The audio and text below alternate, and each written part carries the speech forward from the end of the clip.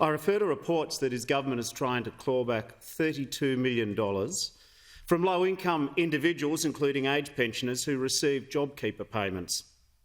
Why is the Morrison government harassing and targeting ordinary Australians for refusing to demand a refund from big corporations who banked $13 billion in JobKeeper payments whilst their earnings and profits grew last year?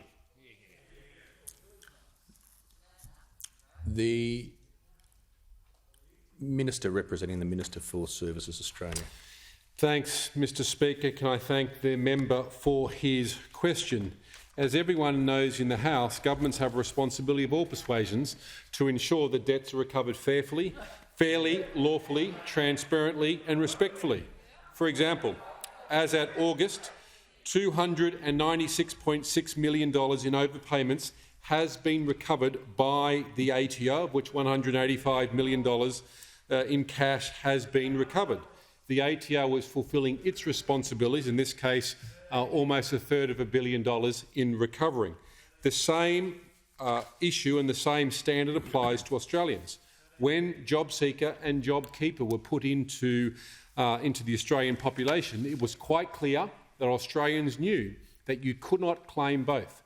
Indeed, the customer journey for every Australian, when they went online or by using the telephony service, had to actually read through and acknowledge in the same format and standard as if you were acknowledging a statutory declaration, because that is the requirement of the law that all Services Australia, government services or human services ministers have worked under for decades.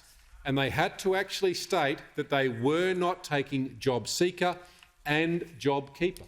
The government has a responsibility, as all governments have had to over the decades, to do targeted compliance as required by the Australian National Audit Office. And that compliance showed that a number of Australians had unfortunately claimed both of them. The law requires the government to then respectfully go back to the Australian to point out to them that they've claimed both JobSeeker and JobKeeper. Now, the Leader of the Opposition says to me this is about the fair go. With great respect, sir, it's actually about following the law. And the law requires that overpayments are not allowed. And the laws being administered by the ATO, $296 million worth of overpayments being recovered, the law also requires that you can't receive both JobKeeper and JobSeeker.